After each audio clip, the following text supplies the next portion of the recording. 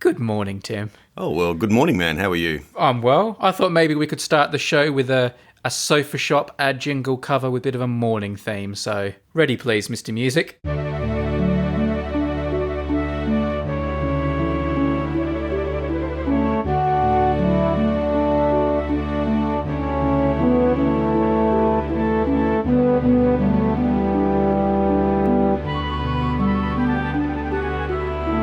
Isn't this lovely? Pass me a croissant, would you, Tim? There you are. Oh, and the butter. There's the butter. Enjoying that coffee? This is a good coffee.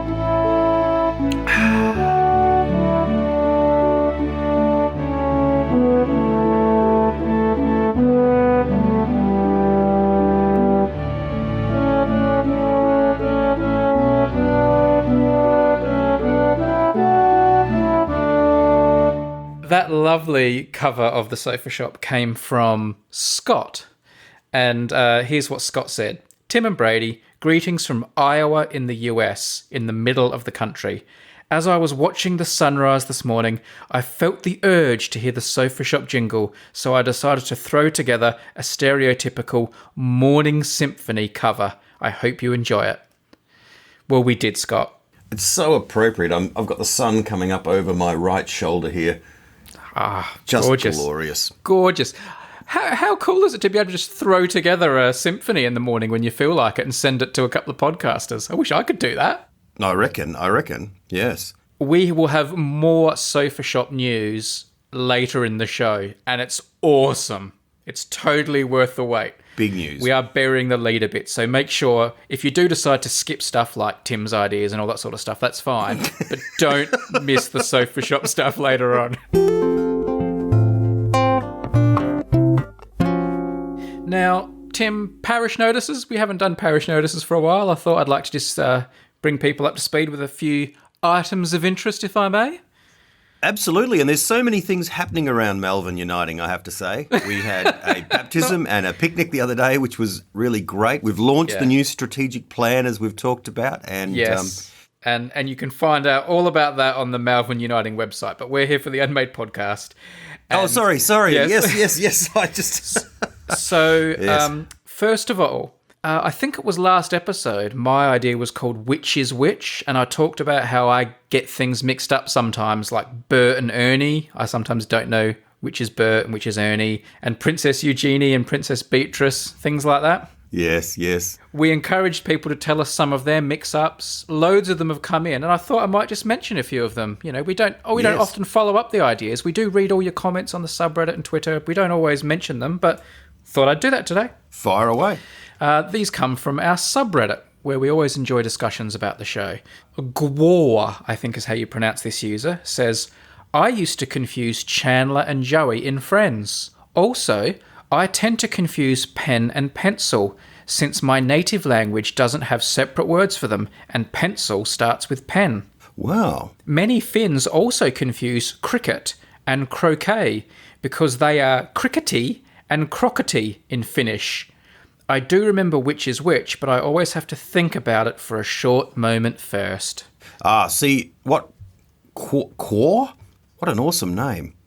Gwar. What a name. Gwar, blimey. Quor.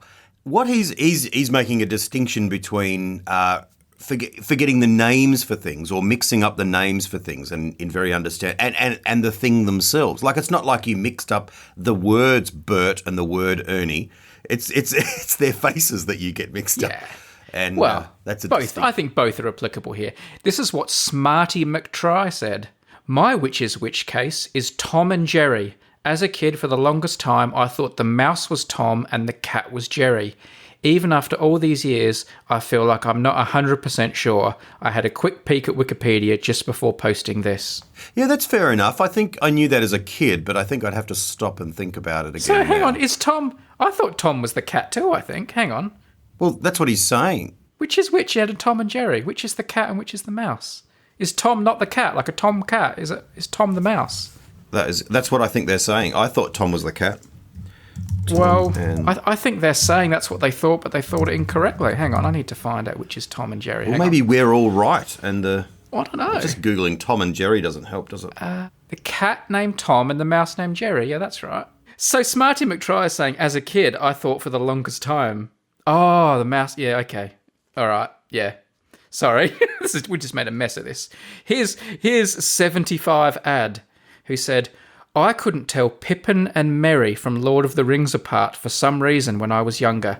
I'd have to remind myself that they're the opposite of who I think they are, which doesn't always work because sometimes I think right. Yeah. Which is the problem, isn't it? I have to say, every summer, I forget which cricketer is which in the Australian team. I mean, I kind of know the captain and the heroes, but, cricket season comes around and you and our other friend Chris will be, messaging and I'll be like, I don't know which one that one is, Yeah. Just keeping kind of quiet. Well, that's right. I'd sort of throw in my joking comments about 1980s players and things to sort of, pretend to be, but I just, I don't know. Which one's that one? Is that, oh yeah, okay, all right, yep. Here's what Brady Gilg said. North and south are easy, but for the life of me, I can never remember which direction is east and which is west on a map. I always have to picture the USA and remember which is the west coast and which is the east. And, that's fair enough. But what I found interesting was all the discussion after that comment from other commenters were people talking about how they tell which is east and which is west. Yes. And a number of people said the way they do it is, I'm not sure which way it is on a map either. So I always have to imagine the Earth spinning in space. And that's how I figure out what east and west is. And I'm impressed that there are people that can know which way the Earth is spinning in space. For me to figure out what way the Earth is spinning in space, I have to use my knowledge of what east and west is and figure out where the sun rises. But the people are doing this two different ways. I found it very interesting. So did you have a little saying that you remembered? Yeah. Yeah. Never eat soggy Weet-Bix. That's right. Yeah. That was mine too. Yeah. Never eat soggy Weet-Bix. In fact, Australian compasses, it's called Never Eat Soggy and Weet-Bix. We don't have north, east, south and west. No. Let's go Weet-Bix. I suddenly realised that's an Australian thing, of course, because Weet-Bix. I know the UK has Weetabix, is that right? Weetabix which is called here, yes. Yeah. I'd be interested to know what happens in the US. I have to say, now I stop and think about it, if I stop and pause to think which way, I picture the US as well. I think the West Coast and the East Coast as well. That's funny, rather than my own country. No, I use Australia. The eastern states and Western Australia is how I would do it. Oh, Western Australia. That's the more helpful way. Very good. Every day's a school day. Okay, I'm going to try and change what I instinctively and intuitively do in those moments. I'm going to try and have another reference point and see if it comes. You've got this far, Tim. Just stick with what you've been doing. Another thing that we've been discussing on the show is what you and I would have been called by our parents if we were born as girls. And this led to a message from one of our civilians that says the following. Dear fellas, I spent the afternoon in my workshop in upstate New York building a new storage wall for my tools and catching up on the last few episodes. Per your conversation about our alternate universe names, had we been born the opposite sex, I thought I should write in to share that my mother apparently decided I should be named Brady whether I was born a boy or a girl. Whoa! Yeah. Wow. I reckon the name is so strong that could even serve as my racing name should the situation present itself. Warm regards to you both from Brady H. It's a Brady H even. Wow, there you go. Yep. I know why you read that out. Well done, man. That's great. I have met a woman called Brady. Oh, really? That's great. Yeah. Thanks, everyone, for engaging. Good stuff. Thank you for your engagement. Look at you with all the lingo. Engagement. Oh, yes, that's right. We've taken down that feedback and from our stakeholders. Yeah, we'll circle back. If they hadn't already been named civilians, I reckon our listeners could easily have become stakeholders. Stakeholders? That would have been good. We've had another message from a stakeholder.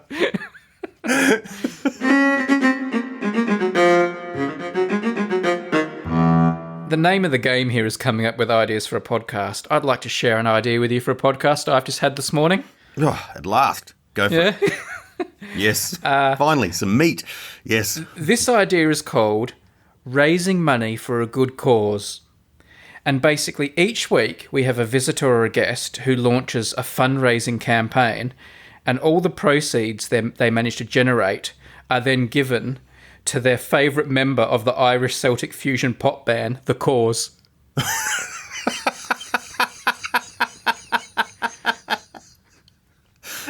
Raising money for a good cause. That's awesome. All right. You like that one? That's awesome. Yeah. So, I don't know which member of the band you'd want to raise money for as a fundraiser. I actually mentioned this idea to my wife, and she thought it was not a good idea. She thought it was unfair because she thought everyone would raise money for Andrea, the lead singer, because she's the prettiest. I'm not sure I agree on several counts, including I'm not sure I entirely agree that she's the prettiest. But you know, beauty is in the eye of the beholder. But how does she know she's? I don't know. It depends. It depends because they are. Let's face it.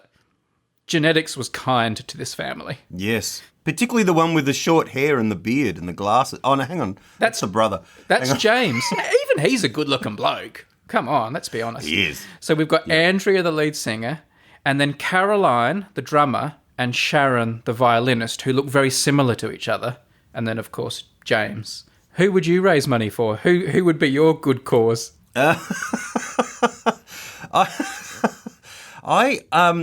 Probably James, I think. I feel he may get left behind.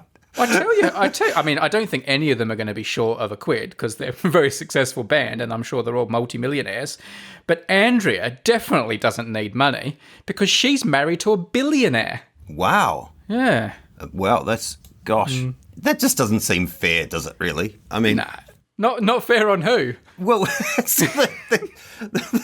guy's a billionaire and then he gets to marry Andrea Corr. I mean, that's just... I hope he's happy. Maybe he's not happy. It doesn't make you happy, you know. I hope he's not happy.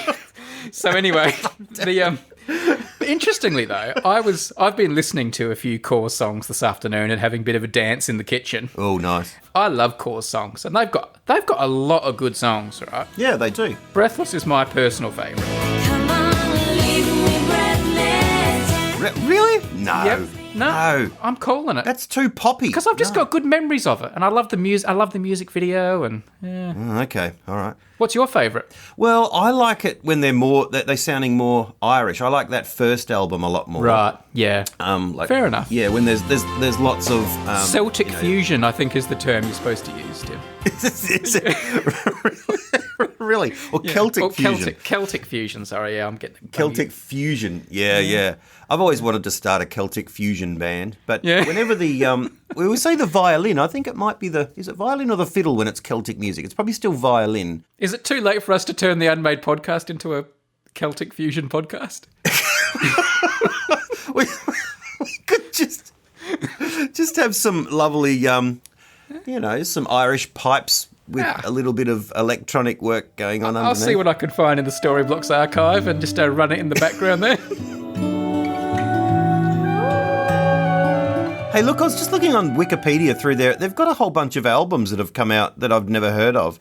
They must have, like Jupiter Calling, White Light. Well, Tim, I want to talk about one of their classic songs, if I may. All right. And that is the song, I Never Really Loved You Anyway. Yes. And I've got a bone to pick with that song. Yes. It doesn't seem genuine to me because in the song, she has essentially been discarded by her boyfriend. And now she's saying, oh, I never really loved you anyway. And I just don't buy it. I just think she's trying to save face. I never really loved you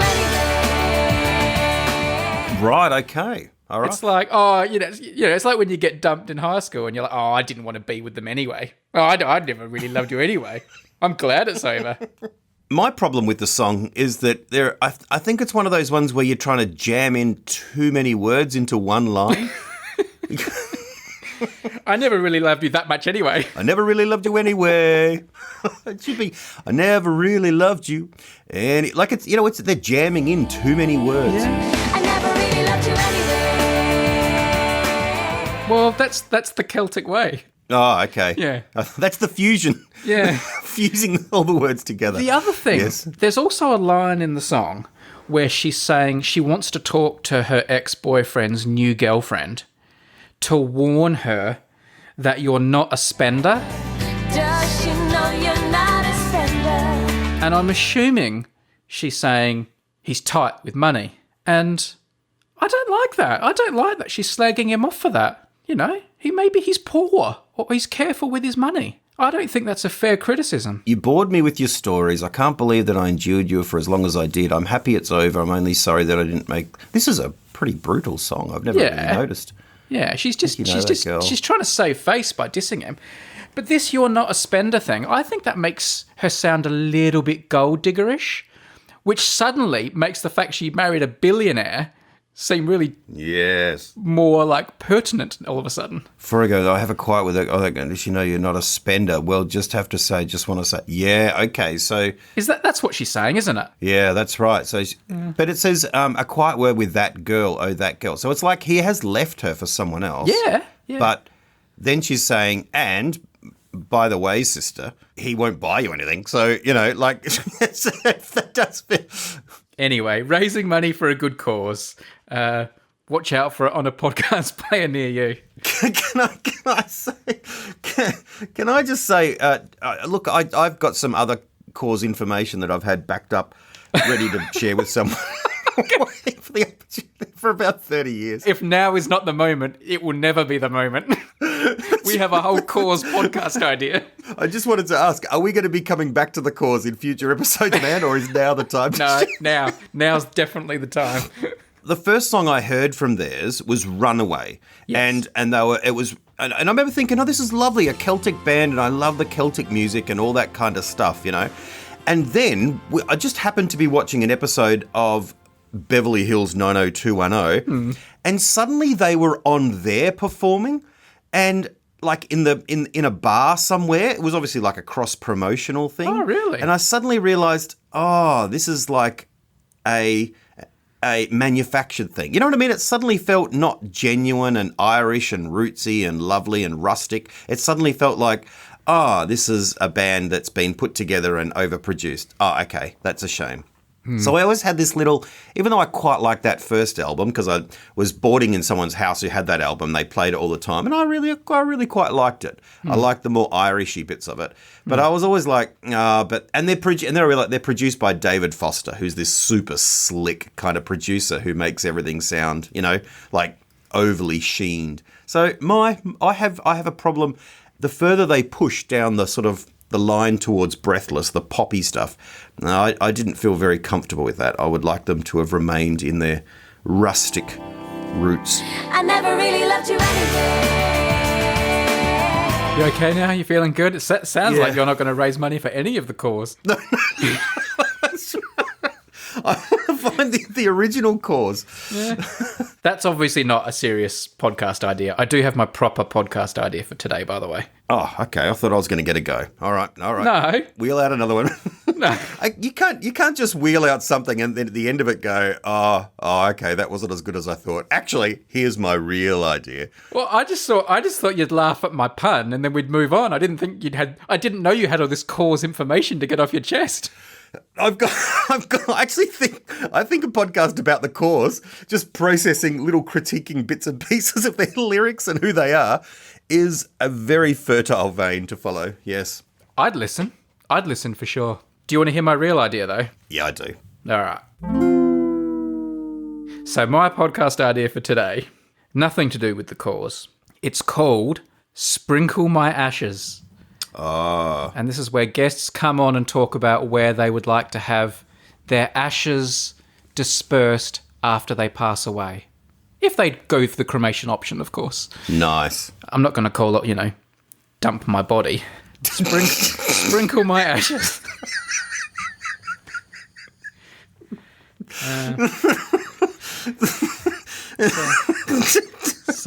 Dump my body. Yeah, that's a whole different one. So, obviously, there is a great tradition of people like having their ashes sprinkled at places that are of some meaning to them, significance. You must, often. You're right there. Sorry, I just went. Sorry, you just got me into a lovely. Oh yeah, sprinkle my ashes. I just got all very serious. Like, this is a brilliant, rich idea. Yeah. And then I was a bit thrown by the body comment. Yeah. Anyway, sorry. Continue on. Tim, if you were to leave us tomorrow, heaven forbid. Yes. Where should we sprinkle your ashes? Well, I'm more of a burier than okay. a cremation person. Okay. So that's just a caveat. I'm not avoiding the question. I'm just saying that there is a strong tradition of burial, which is in the Christian tradition. It's not a big feature, but it's just sort of something that's there. Okay. Yeah. Okay. But I'm not opposed to the cremation, and I can see that it's a very valid way. And I guess my mind goes probably to the ocean, which is very common, I think, isn't it? Yeah, that appeals to me for some reason as well, although I can't claim any great links with the ocean. Neil Armstrong's ashes were deposited in the ocean. Right. But he was in the Navy at one point, so there's a bit more significance there for him. I can see you and my family finding your way to Tim and Brady Cave and sprinkling them out over the ocean from the bump. Yeah. You'd have to be careful with the wind direction up there. It's a bit gusty. Yeah. And it's a fair height, but I think that might be a very appropriate place. Then you could podcast it, you see. Maybe we could go and just leave a little bit at different KFCs around Adelaide. I'm sure they'd love that. Imagine that story getting Wherever out. we do it, I want to pour your ashes out of a KFC bucket. It's very appropriate because, quite frankly, that's the thing that'll have killed me in the end. This is the ultimate. He actually ends up in the bucket. Like, he is the bucket. It's just the perfect circle of life. What about you, man? What about you? Have you thought about some... The sea does appeal. Obviously, I would love the moon. There is one person who has had some of their ashes deposited on the moon. Really? There was an astronomer called Gene Shoemaker, who was the co-discoverer of a famous comet called Shoemaker-Levy 9, which is the one that plummeted into Jupiter all those years ago, actually. And Gene Shoemaker died. He died in Australia, interestingly enough. He died in a car accident in Australia while he was exploring craters in the outback. And they put a small amount of his ashes, not much of them, onto a lunar probe called the Lunar Prospector, which orbited around the moon doing imaging. And then when its life was finished, they crashed it into the moon. And his ashes were on it when it crashed into the moon. So it's kind of, some of his ashes are there on the moon among the debris of the Lunar Prospector probe. Oh, wow. Okay. So you said he discovered an asteroid that crashed into Jupiter. Is that a comet, right? Yeah. He was the co-discoverer of a comet. It was called Shoemaker-Levy. Levy was the other discoverer. And the comet actually then broke into fragments as it got ripped to pieces by tidal gravitational forces. And then it got sort of sucked into Jupiter. It got attracted to Jupiter's gravity. So everyone knew this was going to happen, and no one had ever seen a comet hit a planet before, so this was incredibly exciting. Well, fascinating. I wonder if that's the theme of the Corrs' recent album, Jupiter Calling. I wonder if... It could be. The Corrs' callbacks continue. By the way... They do. They've got a song here, song 9, Hit My Ground Running. There you go. Wow. Number 13, The Sun and the Moon. Yeah. Although number 5 is called Butter Flutter, and I don't think that's related. They're a bit off track there. Should have been a B-side. Getting back to ashes. Sorry, yes. Let me read you this. Frederick Bohr, the man who invented the tubular-shaped Pringles can, is now buried in one. His family bought a can of Pringles and took it to the funeral home so that some of his ashes could be sealed in it. And I love this quote. My siblings and I briefly debated what flavour to use, son Larry, 57, said at the time. But I said, look, we need to use the original. And rightly so. The voice of common sense. Couldn't be salt and vinegar. That just would be inappropriate. Oh, that's great. There are a few examples of people who have had their ashes consumed by their friends in the form of drugs, which is all a bit weird. Wow. But I like this one. Marvel comic book editor Mark Grunwald died unexpectedly of a heart attack aged just 42 in 1996, but he had already been very clear about his final wishes. He wanted some of his ashes mixed with ink and made into a comic book, which then did happen. Yeah. And I like this one as well. Before his death, aged 81 in 2013, great train robber Bruce Reynolds asked his son to scatter some of his ashes at the Valley of the Kings in Egypt. Yeah, nice. That's a cool one. I wouldn't mind having my ashes Yeah, I reckon. scattered in the Valley of the Kings. That's pretty cool. Yeah. Valley of the Kings is awesome. All right, I'll put you there. I'd be all right with that. I wonder if there are places where it's illegal, where people have requested and it's illegal. Like behind the Speaker's chair in, the House of Commons in Westminster. I don't think you can do that. I was at Stonehenge recently, as we discussed, and I was told a lot of people have their ashes secretly deposited at Stonehenge, which isn't allowed, and they then have to clean up afterwards. So it's not allowed, but they people take them sneakily along do and do it. Sneaky. Thinking about the comic book and the Pringles one, I'm wondering if you were to die, and I wanted to still kind of keep your spirit in my podcasting, how I could do that. Whether I could embed some of your ashes here into my microphone or something like that. It's hard to smuggle them into a podcast, isn't it? But into your microphone. Yeah, so you're talking to me the whole time, forever. Yeah. That's a nice idea. That's you like the thought of that, do you? Do that. Yeah. Nice. Because the Yeti mics we use are sort of nicely shaped. They've got an urn-like sort of shape to them. Yeah, okay. I think that's a good idea. All right, I'll keep that in mind. Any more sprinkling of the ashes ideas? Anywhere else? I thought you might choose somewhere kind of music-oriented, Well, it all feels very temporary. I mean, what are you going to do? If you're an Elvis fan, you go to Memphis. Is that right? Is that what you mean? Yeah. Or you're a Beatles fan, you go to Liverpool. I don't really have a place that's associated in that kind of way. I guess I could scatter your ashes at the Marion Shopping Centre. Well, That's kind of like your spiritual home. there was a couple of musical moments there. I met Melissa Traux, the Oh, yeah. the pop artist from the early 90s from E Street. Yeah, she was there. The guys from Southern Sons, they played there one night. Jack Jones and Phil Buckle. Southern Sons, you remember Southern Sons? God. It's nice, actually, because Jack Jones from Southern Sons comes from Traralgon. So I mentioned that point, that I too was from Traralgon.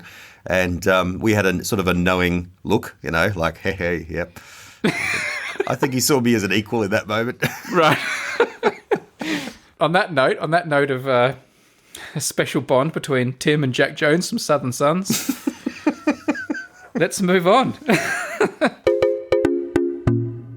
We have a new sponsor, and I think we've made it now. Yes. In the world of influencing and advertising, because I don't think you're legit until you've got a clothing deal. No. And we do now, because this episode has been brought to you by Musk Ox. Is that how you say it?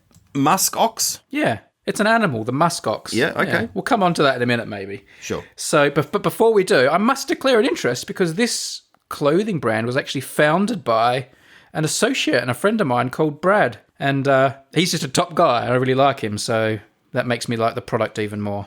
So let's talk about Musk Ox. It's a men's apparel company with high quality, thoughtfully designed features. Things like, the little thumb holes in your sleeves and things like that. Hidden zipper pockets, little sunglasses holders, locker loops, little loops on the back, where you're at the back where your neck is, so you can hang things in the locker room and that.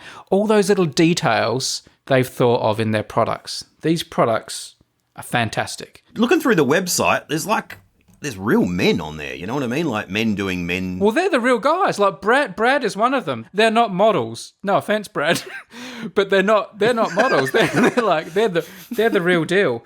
There is something on the website though that explains Musk Ox clothing in a way that I think is most important. This is why it appeals to me, because I consider myself a bit of an outdoorsman, but also quite a casual dresser. And this is is one of the ways, I'm going to paraphrase how they describe their clothes, and I think this is important. Clothing that you wear to the office, or just as easily out on an adventure. for the explorer that still has practical obligations of day-to-day life. I've since found out, Brad told me another word for this kind of clothing is transitional. So you can be sitting in the office working and then go for a quick 20-minute hike up a mountain in the same clothing. That's the kind of clothing I like. Does he mean that it's under your suit? Like you tear off your suit and this is underneath and then you rush out? You know because you've been sent some, as have I. Yes. I've been wearing my Musk Ox quick dry quarter zip in the lake blue, which is hard to explain, but it's a fantastic kind of, I would call it a thin to medium outer layer. And I was wearing it the other day at the table, and this is how I know it's good. My wife said, "Where did you get that? That's really nice." Oh. And I said, "Oh, my mate Brad sent it to me." And she said, "Can you send me one too?" Wow. That's when I knew that these guys were on a winner. Well, my daughters didn't respond in the same way when I came out with it. No? But they did stop and look. One of them looked and said, "Wow." And the other one turned around and just sort of stared at it for about 30 seconds. Yeah? Because I was like, it's wearing something different around the house. But I tell you, Did they think, "Dad, you're such a rugged outdoorsman. You look amazing." it's the comfiest thing I think I've ever put on. And I'm being totally serious. Absolutely comfortable. Legit, this Yeah. stuff's good. I'll just quickly say, the musk ox name does come from the animal, the musk ox, which is fascinating, and you'll learn loads about it on their website. I will warn you, you will go down the musk ox rabbit hole and spend the next 2 or 3 hours reading about this incredible animal. Maybe we'll talk about it in a later episode. But they have got this kind of deal or association with the Alaska Wildlife Conservation Center, so that for every $100 purchase that's made from muskox, $10 is donated to wildlife conservation. So this is clothing with a heart as well, people. Not only are you going to wear great stuff, it's for a good cause. Not the band cause. That's not token. $10 out of every $100. I tell you what, Yeah. that's serious contribution. I like that. In fact, I'm beginning to think that's a mistake. I've got to talk to Brad. He's going to be taking a big hit on that. So anyway, not only that, but you're also going to get 15% off your purchase by going to the website and using our code Unmade. So here I'm going to give you the website. It's gomuskox.com. Gomuskox.com, and then use the code Unmade for 15% off. And also, I'm going to say it one more time because I promised Brad I'd say the name 3 times. Gomuskox.com. Use the code Unmade. Seriously, just go and have a look. Just go and have a look. And if you're not impressed, fine. No, absolutely, it's good. It's warm. It's super comfy. I like that it's affordable. I like that it's ethical. I love it. I think they're on a winner. I think it's the next big thing. And they've got some great album. Oh, no, hang on. Sorry, that's the Cause website still up. Oh, Muskox. Okay, Yeah. sorry. Yeah, they've got some great models wearing their stuff. That's right. Lovely Irish colours. Yeah. Yep. No. Are you ready, Tim? It's time for... Here it comes. Are you ready? Yes, I'm ready. I'm ready. Spoon of the week.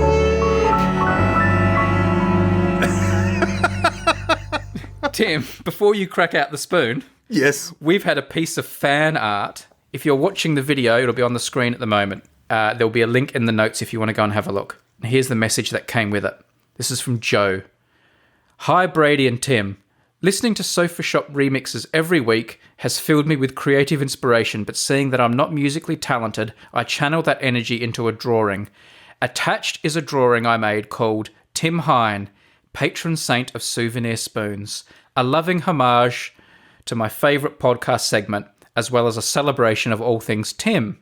The drawing itself depicts the following references: Fanta Shorts, The Shroud of Tim, Two Piece Feed, the band, Tim's astonishing guitar prowess, the swimming medal, fried chicken, the sofa shop, and, as at the time of drawing, all 19 of the featured spoons in Spoon of the Week. I hope you like it. Keep up the good work. From Joe. Yeah, this is impressive work, I tell you. Yeah. Really impressive. Yeah. Do you feel flattered by it or insulted by it in terms of the likeness itself? Obviously, you're flattered that someone would do it. I'm flattered. Yes. Yeah. Yes. Gosh. Yes. I'm not saying I could play guitar in the Cause, but I'm saying this looks pretty good. I think it errs on the flattering side. Yeah, it definitely makes you look a little bit more chiseled than you are in reality. I think there is a more pointy chin. Yeah. That's right. Which is, I think, Kirk Douglas-like. Kirk Douglas. It is a bit Kirk Douglas. The glasses are a bit thicker than your actual glasses too, I would say. They're a bit chunkier than what I would associate with you. Yes, that's right. Yeah, they're a little bit chunkier. But maybe he's looking forward to my next frames. You know what I mean? Now that we've exhausted all the detas around the world, there will come a time, and I'll maybe use this. I'll take this with me down to the optometrist and say, oh, let's have a look. Does this one make my chin look pointy? Well, go and have a look at the picture if you want to see what future Tim may look like. In the meantime, Tim, what is today's spoon of the week? You haven't sent me a preview. I have no idea what's coming. Oh, do you want me to send it to you, or you want me to just go with it? Why don't you just tell me and I'll picture it in my mind. Well, Brady, today's spoon of the week is a beautiful, dainty, very minimalist, and yet quite classy spoon from Holland. Holland. Yes, the Netherlands. It has a Dutch flag, flag of the Netherlands at the top, and then it goes down a very short stem. This is a very small spoon, which is quite plain, except it has the sort of imitation rope of the flag, so it sort of looks very much like a little flagpole, down to the scoopy bit. And the scoopy bit is perfectly round, which is very unusual. And inside, it's essentially says Beatrix of the Netherlands, which is Queen Beatrix. And it's written in Dutch and in very faint writing. You turn it over, though, and it's got this sort of nice, quite modern 1 cent patchwork sort of thing going on. Now, listen, there's a bit of confusion. No, would you like me now to send you a photo? Or is that... You have to, because I want to see if the reality matches the incredibly detailed portrait you have painted with my neurons. All right, here it comes. While I wait for it to arrive, Tim, tell me, is there a reason your family would have this? Does your father have any connection with the Netherlands by chance? Yeah, I believe he did spend some time there from birth onwards. Yes, look. Oh, that is not what I expected. Yeah, no, it is. There is a mystery attached to this particular spoon because, well, look, we went to the Netherlands on holiday in 1980. Yes. And we spent 6 months there, actually, yes, when I was a kid.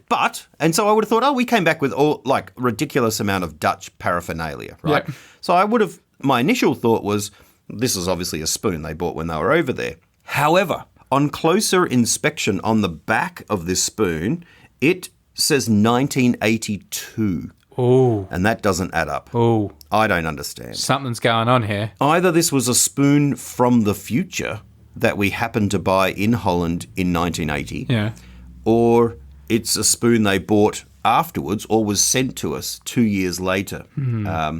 Very peculiar. I really am perplexed. I remember this spoon. I remember it being sort of, in part of the collection because it used to sit a little bit differently because of its slender size on the rack.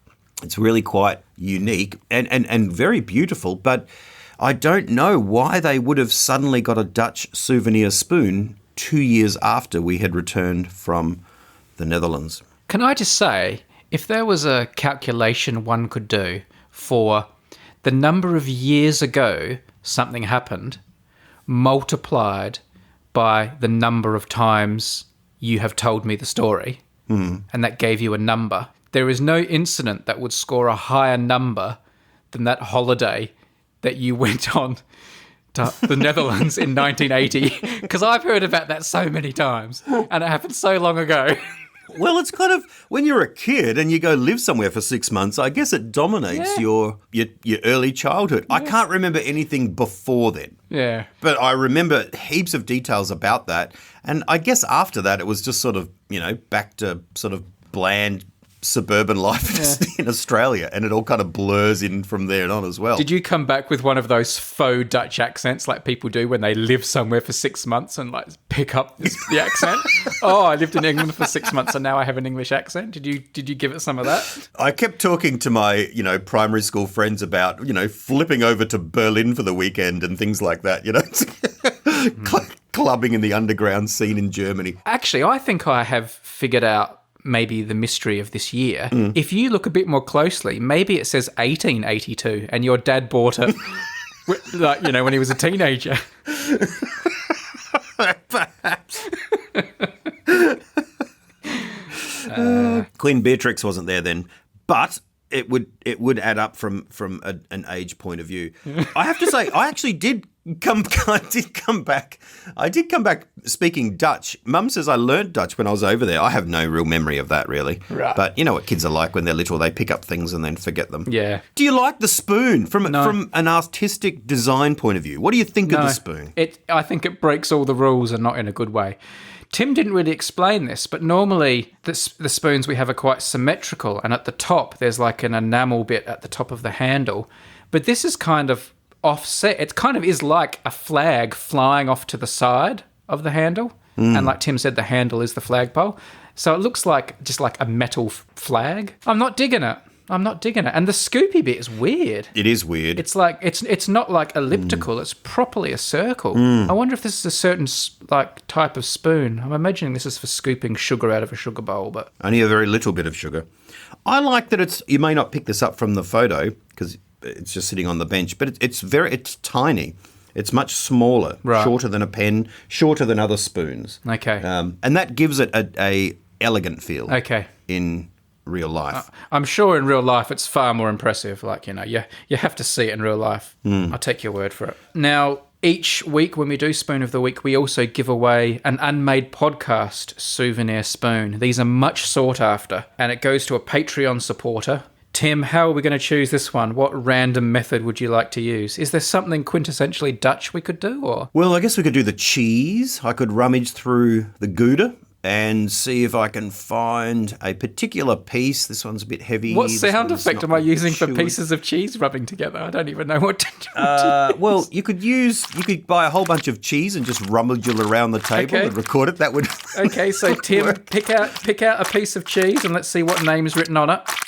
All right. Oh, this is looking nice. That There one? we go. What's that Lovely, say? Oh, yellow. look. It says, carved into that piece of cheese is the name Rob from Macclesfield in England. Rob from Macclesfield in England, Patreon supporter, and now proud owner of a Unmade podcast spoon. Oh, wow. Very exciting. Get yourself some Gouda to celebrate, Rob. Yep. Can I say I do have a short anecdote to share that's occurred recently regarding the spoons? Yeah. I know that you have been encouraging me to make sure that I keep all the spoons of the week in a special box, in a special place. Yes. I've been doing that in a default kind of way. In other words, going, oh, yeah, no, they're in my bag. They'll be fine. Yeah, And- that sounds like Tim organisation. They're in the bag, and I thought, but then at my church office, I have like a special table where all the spoons are in a nice Tupperware container, Yeah. and I generally pull them out and I put them in there. So I assume they're in the mix of all the other spoons because I think they like to be together. And I know you said put them in a separate. Yeah, I place, want the but- ones that have been featured to be segregated from the mother load because I want them like photographed and displayed and, you know, potentially sent to like, you know, the National Museum of Australia and stuff like that. Well, yes, but I'm not in favour of segregation. Right. I think historically Right. that's frowned upon. Right. So I really wanted to keep the spoons all together. Yeah. So assuming they're all there. And anyway, the other day you were really quite insistent upon this, and Yeah. I'm like, all right, I'll engage in some segregation. Yeah. So I went through the spoons, just pulling them out, the ones that I knew from Spoon of the Week. And that was fun in itself, I must say, because there's still a lot of spoons to go. Ah. Because I was like, oh, that one's new, that one's new. Ah, there you are. And put that aside. And so it was interesting how many I was able to remember just on site. And it took me back. Then there was a few I was going, oh, hang on a sec, this is not quite the right number. So I then opened up the website and was flicking through, what have I missed? What have I missed? What have I missed? And I was like, oh, hello. Started to feel a little bit nervous. So then I got all the spoons out. Yeah. I got all the spoons out on the table in my office and I laid them out perfectly and went line by line by line by line. Yeah. And then started to feel the dread of Brady in the back of my mind. So I went I'm back already angry at you. line by. I knew this had happened. I knew it. So there were, and I could just hear you saying, "I knew this would happen." I was 2 spoons short. And I'm like, That's all how right. I often describe you, my mate Tim. He's 2 spoons short of a cutlery drawer.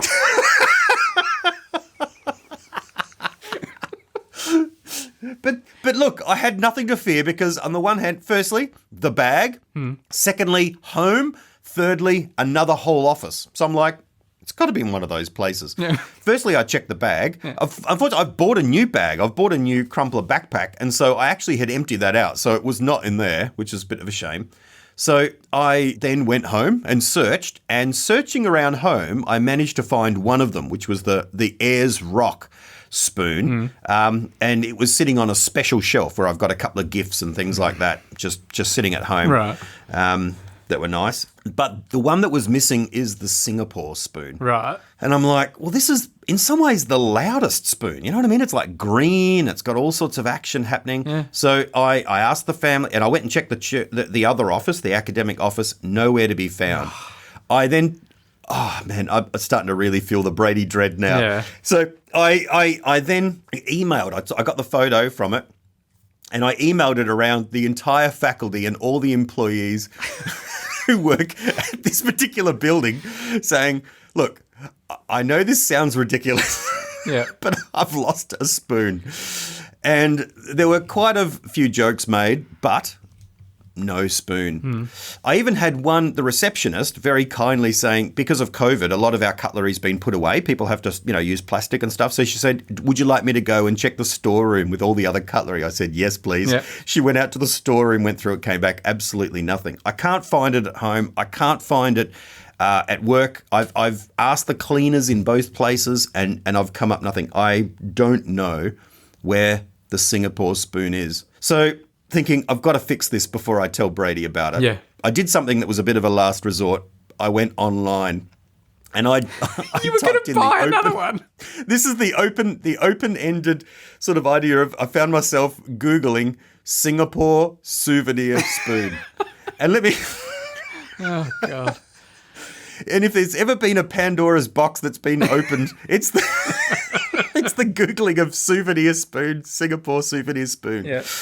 So anyway, but I'm browsing through going, this is terrible. We've had a good run. This friendship's, been enjoyable while it lasted, but it's going to come to a sad demise. You've got one job on the podcast. Look after the spoon. That's all you've got to do. I don't even ask you to have good ideas. Anyway, as I'm browsing through, suddenly I saw it. The spoon. So I zeroed in, I went to the page, and sure enough, there's someone on eBay selling the exact same spoon. And I'm like, is this the exact same spoon? It can't be. And I'm looking at the twirly bits and the details and so forth. Yeah. It's the exact same spoon. So I just bought it on the spot. I just bought it. $500. Let me tell you, best $7 I've ever spent in my life. I was like, I'm not even going to keep looking. I'm just going to buy this one, and then if I find the other one, I don't care. Yep. Bang. So it arrived yesterday. Yep. And it's beautiful. It's beautiful. It's even better than the original spoon, whose ashes have been sprinkled somewhere. I don't know. I don't know where they are. I don't know how I feel about having a replacement stunt spoon, but it's like a body double spoon. Well, this is. The original spoon it's got to be somewhere. It's got to be somewhere. Yeah. I don't know. I went in my office and under the desk. I've been around the house and asked. And I tell you, if I ask the family one more time, has anyone seen that Singapore spoon? I'm gonna be asked to leave. All right. Well, okay. I have a full complement, right. But it's an even more special stand-in replacement. All right. spoon. Well, I will accept it if it's an exact replica, but I still want the original found. Do not give up. I will. I do feel a bit better about it's like I'm glad I didn't lose one of the old ones. This is a little bit more recent, the Singapore one, okay. And so it's sort of newish anyway. And I'm just thinking maybe it didn't fit the collection anyway, and maybe that this one that I've bought has a better story attached to it. Okay. So maybe so what I'm trying to say is maybe it was a good thing, man. Would you be willing to admit that it was a good thing that this happened? No, I'm a little bit disappointed. I'm a little bit disappointed, but I admire what you did. You showed initiative. It's a little bit deceptive, but you also came clean about it, so... Yes. All right. I kept quiet until I... I would like the original found. We do, of course, have pictures of the original, but yeah. That was like a Raiders of the Lost Ark, that was. It was an amazing adventure. Oh, I'm so exhausted. I've been so stressed, man. So I couldn't get that off my chest. The sofa shop is your only stop for the sofa you need. The sofa shop, yeah, come and drop in on Halifax Street. We have a sofa designed for you. Choose your fabric, match your curtains too. The sofa shop ain't gonna cost what you think it will. Don't you do a thing until you see the sofa shop. All right, now we're back to the sofa shop. The sofa shop, you all know it, the advertising jingle from Adelaide, 1980s. People have been covering it and all sorts. Now, recently we said, wouldn't it be fun to have it played on Big Ben? Obviously, that's a silly thing to have said. But we have a message here from Martin. This is what Martin says. Hi, Tim and Brady. In the most recent episode of the podcast, Tim mentioned the goal of hearing Big Ben perform the sofa shop jingle. I know it's not quite the real thing, but here's an attempt based on sampling the Big Ben chimes and playing back a variation on the sofa shop melody. Hopefully this will help sustain you until the real thing can be arranged. Best wishes, Martin.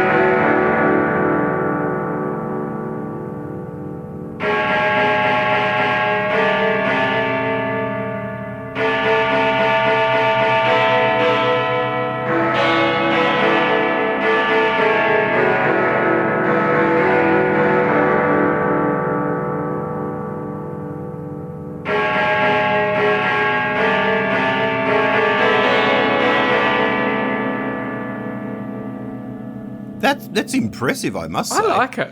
What role does he have at the Tower of London there? What's his... Do you know in my head when I listen to it, like, because you know how it starts off with the real Big Ben chime and then it goes into the jaunty sofa shop. I imagine looking at, the tower with the clock there, and it's all serious and somber doing that first part. And then when it transitions to the sofa shop, suddenly a big smiley face comes on the clock face and just does a little dance, like in a kids' TV show or something. That's just how it looks in my head. Yeah, nice. It does have a lovely austere look, the tower, doesn't it, with Big Ben? And yeah, that's nice. It suddenly breaks out into party time. Party time. Now, but we have something even more impressive now. Now, you'll remember 2 episodes ago, someone named Derek got in touch, and Derek had arranged for the sofa shop to be played on the big Carillon Bell Tower at the University of Florida.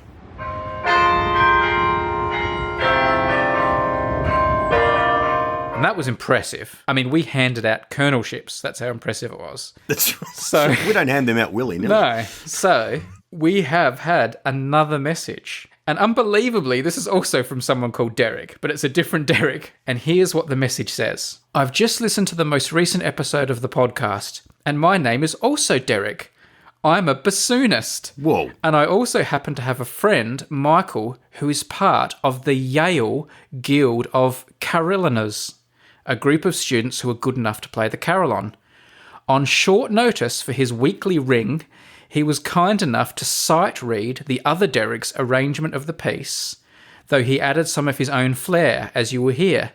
This rendition was performed on Yale University's Harkness Tower, slightly taller than the Century Tower in Florida, but it has fewer bells. Perhaps instead of Westminster quarters to mark the times, all bell towers could transition to playing lines of the sofa shop jingle as well. I love the show and will forever kick myself for not thinking of doing this before the other Derek. Best wishes, Derek K. So here it is. No offense to the University of Florida, but Tim, the sofa shop has gone Ivy League. Here it is, Yale University.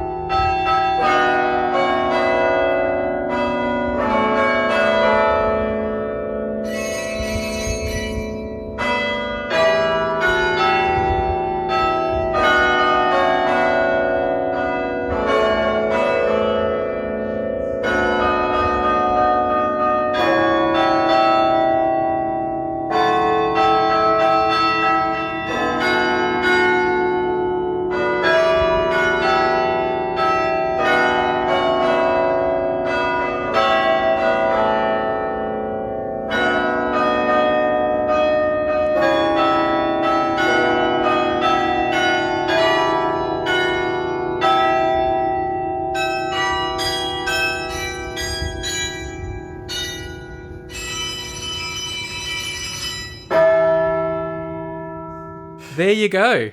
And look, I don't want to create rivalry here. And original Derek will always be the winner because he did it first. Yes. And for that reason, the University of Florida will always have a special place in our hearts. But I would say that was a slightly better rendition. Yes, I think that was the execution. That's lovely. I mean, you know. But let me say, there are plenty of other universities out there, so if anyone else wants to throw their hat in the ring. Can I say, more than that, there's plenty of other Dereks out there as well. I mean, how many Dereks in college across America at the moment? Yeah, with access to carillon bells. It's amazing. That's right. So if any of you other Ivy League universities want to feeling a bit competitive, what about all you people at Harvard, Princeton, Columbia, Brown, Dartmouth? Absolutely.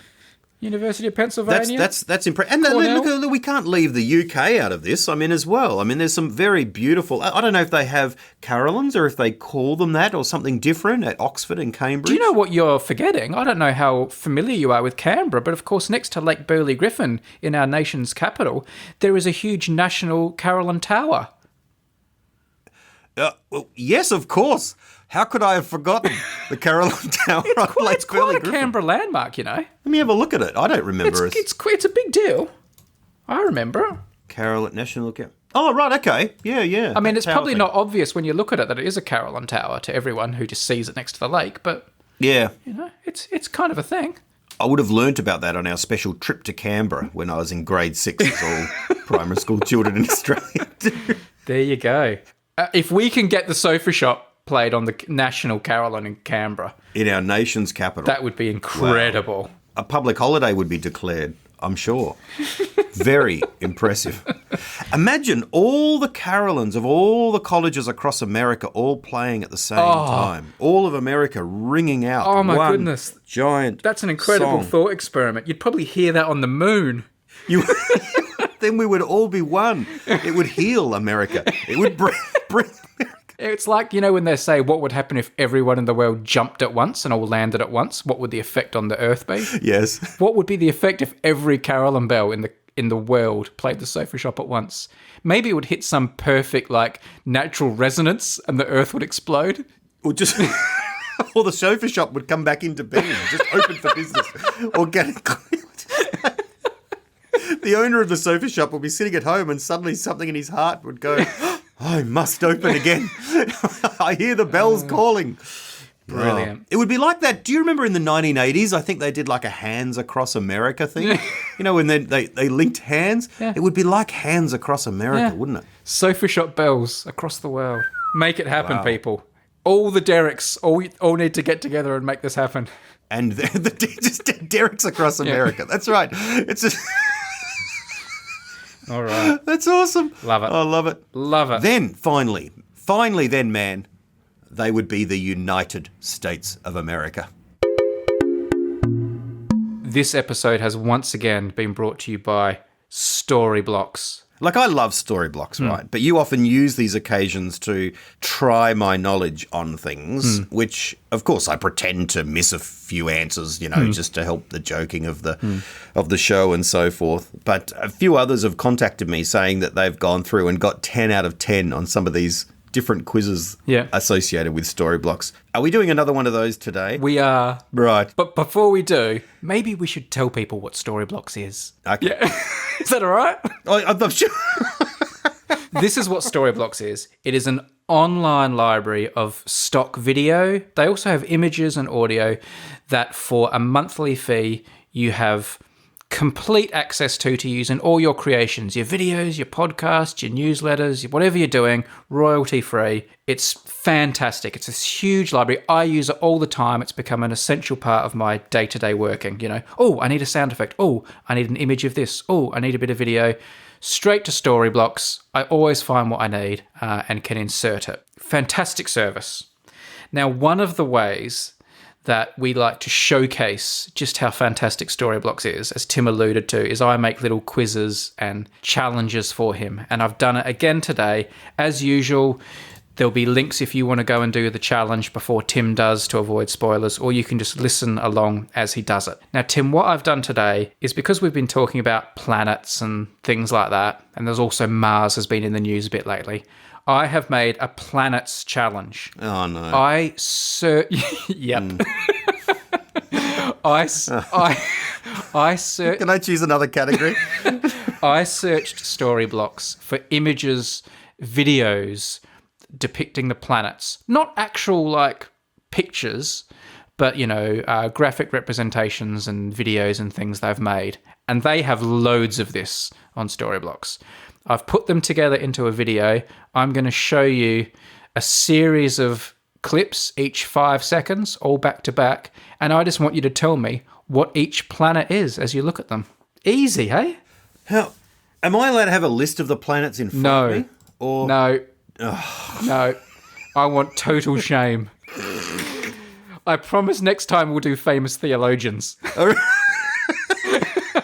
But for now, we're doing planets. I'm going to send you a link. So as you go through them, tell me what you see, what it looks like, and if you can name the planet, name the planet. And if you can't, there's no shame in that. You're not a space guy. You never have been. Yeah, and you never will be. Tell me when you're starting, and I'll keep score. All right. Here we go. All right. On your marks, get set, go. All right, there's one spinning. It looks like the moon, but it's a long way away, so I'm going to say Uranus. There's another one here that's kind of yellowy. Number 2, I'm going to say Mercury. This one looks a lot like the Earth. Number 3, so I'm going to go with the Earth. Hey, maybe these are in order, because I think the Earth is... this is Mars. Maybe it's Mars. Because I think that's the next one out.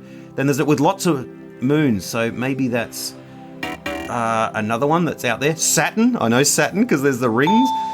And there's... well, hang on a second. This one's got rings too. Number 7. That's got to be Saturn and pretend Saturn. This one's, I'm going to say Jupiter because it's got that big eye, even though it seems very blue in this picture. There's a dog called Pluto at Disneyland, number 9. All right. So, oh man, that's again exhausting. It's a very stressful episode. I tell you what, yes, you're impressive. I was a bit of a sneaky there, and I did put the planets in order, which you cottoned onto. Unfortunately, you just don't know the order of the planets. No, that's right. Yeah, except that I know that Earth is 3rd. Yeah, that's right. So, indeed, it was Mercury, Venus, Earth, Mars. Jupiter was the one with the moons. Saturn, you got correct. Uranus or Uranus was also with the ring. Okay. Neptune was the one with the spot, because Neptune also has this sort of famous blue spot. And yes, Pluto was last, and I did just use the dog from Disneyland instead of the planet. And if you think Pluto is not a planet, please do send an email to iwon'tanswerthis@gmail.com. That's the one thing I know about the planets is that there is some it's contested as to sometimes it's a planet, sometimes it's not. Indeed. Depending on. Anyway, just quickly getting back to our sponsor. All that footage was from Storyblocks. If you were doing a video or a film about planets and you wanted all of this stuff, you could just go to Storyblocks, download it in seconds. They have hundreds more like it, and put it into your creation. And it's not just planets. They've got everything. Storyblocks.com/unmade. Use that /unmade so they know you came from here. Storyblocks.com/unmade. And we'll be back again with another Storyblocks challenge very soon. Here's something to store away that everyone will have after this episode. If they ever get posed the question, which planet has a Cause album named after it? Jupiter Rising. There we go. Nice one. Store it away, folks. See what you get from this podcast? Who else would tell you that? Who else? Yep. Hopefully no one. Your old pals. Tim and Brady. All right. Tim, do you have an idea for a podcast? It's about time I ask that, as we're well over an hour into the episode. Yes, that's right. That's right. Yeah. Which you would have thought was enough time for me to think of something. However, no, I do have an idea. This is an idea. It's got all sorts of possibilities, but I think it's a really intriguing subject. This is called the Clown Podcast. A podcast about clowns. Can I just say, well named. Thank you. The Clown Podcast about clowns. I can't believe you just did that. Let me explain what I mean by this abstract. Yeah, I could have called it Bozo's Podcast or something, couldn't I? But the big foot, the big clown shoe. Anyway, no. Look, I think clowns are a fascinating topic. Yes. They are peculiar, aren't they? They're this big, exaggerated kind of person, which apparently kids find really funny and enlightening. They've been around forever. They're ancient. They go way back. Surely there's people that work as clowns. There's clowning as a whole sort of profession. Yep. You can study clowning like at university and so forth. Yeah. They're peculiar. Clowns are infinitely. You're right. I think you could interview. You could have Clown of the Week being interviewed. Clown of the Week.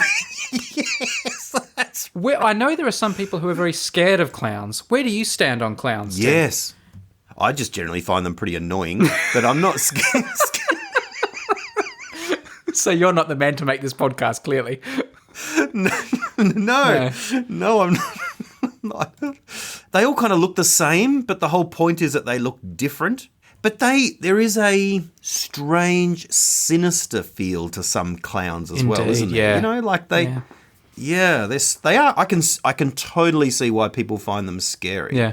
It doesn't take much to tweak the makeup and make them look. You know, the Joker, I guess, is the whole classic side of that. And the one well. in Stephen King's It. Yeah. Yeah. Like just Googling clowns, you're looking through a whole bunch of them.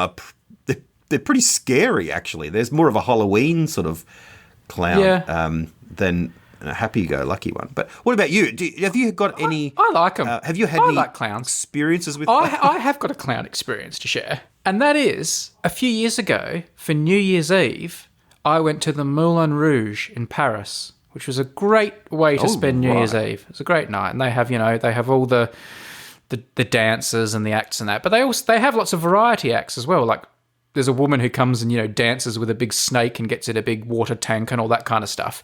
And there is a clown that comes out between acts sometimes and just does funny things, like a lot of clowns. He doesn't talk. He sort of is a mime and stuff like that. But he's very good. Mm-hmm. And for his main performance, he does this funny thing where he gets two gentlemen from the audience and a woman from the audience and creates this kind of funny love story and kind of, makes jokes and funny things with these, these poor unwitting souls from the audience. And the night we were there, he took my wife from the audience and put her up on stage, and she was the centerpiece of this comic performance, which I absolutely loved, not just because I could say my wife performed on stage at the Moulin Rouge, but but I just thought it was the funnest thing ever. And, she was a good sport and went along with it. And she was absolutely mortified and hated it. And even to this day, years later, when I say how much I liked it and what a great night it was and how well she did, she won't let me talk about it. She says, be quiet, I don't want to talk about it, I don't want to think about it, and I'm never even allowed to talk about the fact she was up on stage with the clown at the Moulin Rouge. But it was fantastic. I absolutely loved it. She absolutely hated it. Did she have a predisposition against clowns beforehand, or just French clowns? I don't know. I don't know if she has a position on Le Clowns, but I don't think she's anti-clown. I don't know. She probably is, because she doesn't like silliness. That's why she doesn't listen to the Unmade podcast. But yes, but a couple of clowns, yeah, the ultimate clowns. But yeah, so that was a good clown memory for me. But I'm pretty pro clown. Right, right. You don't believe they should be, rounded up, segregated? No, they're good. They're good. And I like the idea of a clown podcast. Can I say, let me ask you this question first. Have you ever dressed up as a clown? Have you ever been a clown? I don't think I have. I don't think... not in your memory? Not in memory, but you never know what you might remember later. What about you? In my early teens, I was part of a drama group, and for a while there was some clowning that occurred, and... Right. So we had to sort of, and you had to discover your clown. Were you all pretentious and were you all trying to find your inner, Well, it was. I was a young teenager, so it wasn't. It was too sort of fun and stuff to be pretentious. You know what I mean? There may have been a little bit of that going on, but it wasn't like it was, skivvies and tights and berets sort of drama. Right. It was, you know what I mean? Like it was more playful than that. Okay. But the way they worked it out is you're supposed to just walk around the room and they go, oh, look, you exaggerate that. Leg to the side, your walk. And so then you have to really exaggerate it. So they sort of take your features and exaggerate them. And then you have to come up with a name. Yeah.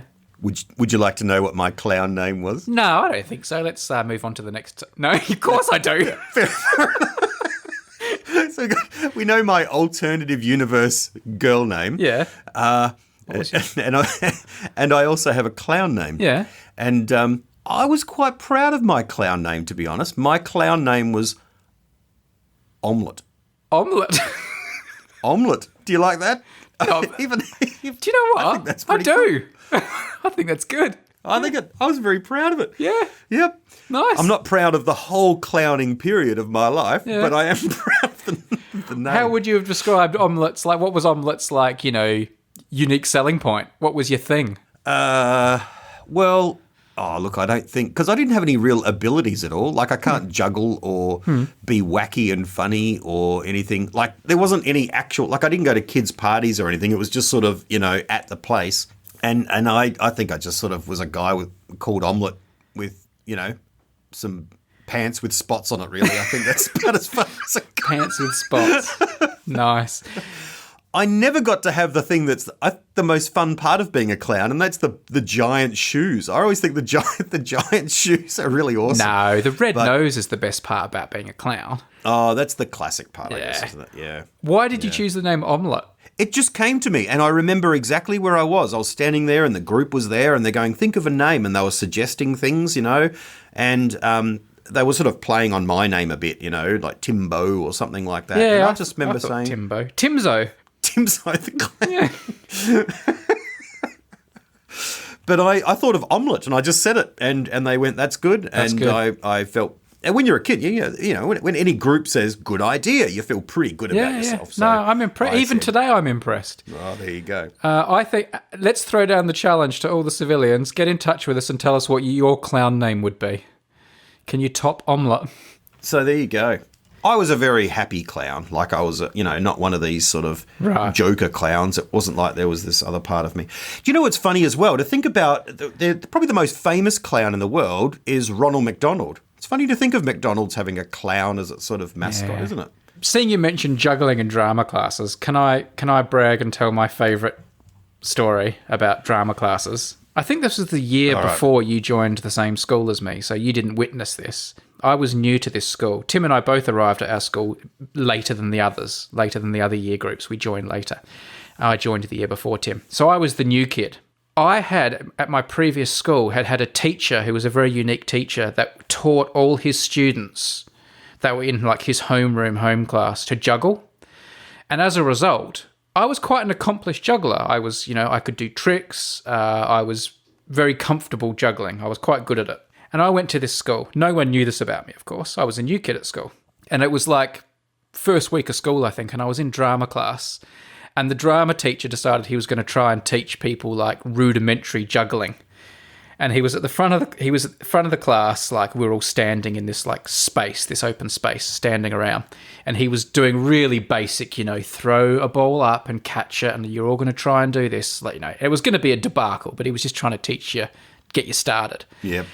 And for some reason, I spoke to the person next to me. I was muttering something under my breath or talking in class, which you're not supposed to do.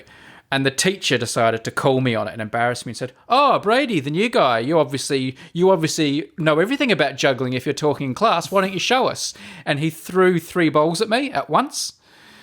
And I caught them, all 3 of them, and immediately went into this huge juggling routine, like behind the back and under the leg and all this stuff for like about a minute and a half, and then threw the balls back to him. It was like your dream moment. He was like, that's awesome. And he just went, "Oh, well, you've obviously been paying attention." Like it was his skill Yeah. that had enabled it to occur. But it his explanation. was like your dream moment to get called on something, and it just worked out perfectly. He was like, "Yep." Yeah, that's awesome. That's like a dream. Did you then like reach behind you and pull out like a suitcase and it fell open and like all these other feathers fell out? And you were like, "Whoa, Yeah. kids!" And then I got the girl next to me and sawed her in half.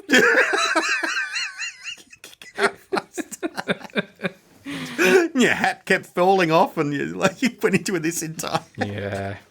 first day of school clowning routine. That's how you make a good impression with the girls. Yeah.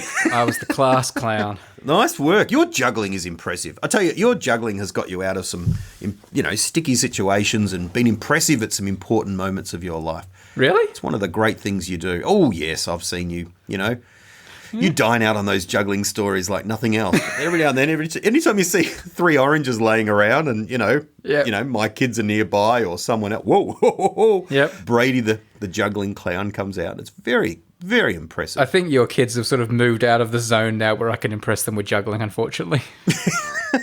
Now it would just get like a disdainful sneer. No. Nice work. Anyway, the Clown Podcast. Well done. People can talk about why they have the phobia of clowns. People can talk about their favourite clown. They Love can it. talk, anyway, there's a million ways of taking a clown podcast. All right. Well done. Well played. Think we're done. Think we're done for the day, Unless you've got secret words. Some special words. Yep, but I just did it, so we're all good.